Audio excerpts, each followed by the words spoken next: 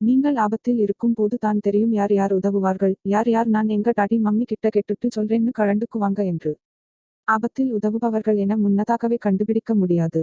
ஒருநாள் கல்லூரி நுழைவுத் தேர்வு பயிற்சி மையத்தில் இருந்து எங்கள் அனைவரையும் அவசர அவசரமாக கிளம்ப சொல்லி விட்டார்கள். ஏதோ கடையடைப்பு என்று நினைக்கிறேன். மிதிவண்டியில் வந்திருந்த அனைவரும் உடனேயே கிளம்பி விட்டனர். என் அப்பா தான் என்னை எங்கும் அழைத்து செல்வார்.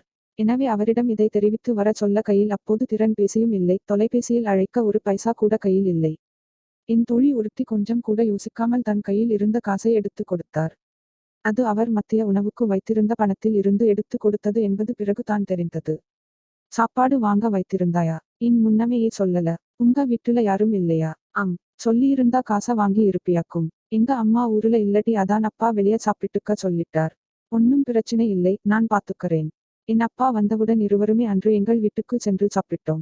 இந்த தோழி தக்க சமயத்தில் உதவுவாரா என பார்த்த மாத்திரத்தில் கேட்டிருந்தால் என்னால் நிச்சயமாக சொல்ல முடிந்திருக்காது.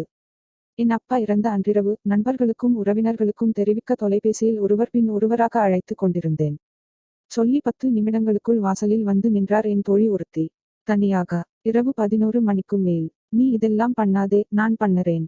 நீ அம்மா கூட போயிரு என்றார். அன்று மட்டுமல்ல, காரியம் முடியும் வரை கல்லூரிக்கு விடுப்பு எடுத்து உடனிருந்தார். நாங்கள் ஒன்றாக படித்த போதோ, ஊர் சுற்றி சாலையோர பானிபூரி கடைகளில் சாப்பிட்ட போதோ, திரைப்படம் ஒன்றாக போன போதோ இவர் இந்த நிலையில் உதவுவார், இவர் மட்டும் தான் உதவுவார் என எண்ணி கூட பார்த்திருக்க மாட்டேன்.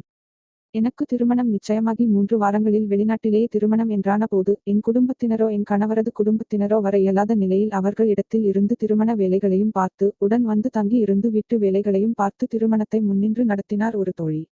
நாங்கள் இருவரும் சந்தித்த சில வருடங்கள் விரோதிகளாக இருந்து காலப்போக்கில் நண்பர்கள் ஆனவர்கள். நாங்கள் சந்தித்த அன்று யாராவது இந்த பெண் தான் பிற்காலத்தில் உன் திருமணத்தை முன் நின்று நடத்துவார் என்று சொல்லி இருந்தால் விழுந்து விழுந்து சிரித்திருப்பேன். இன்றோ எங்கள் உறவு இருவேறு பெற்றோர்களுக்கு பிறந்த சகோதரிகள் போன்றது.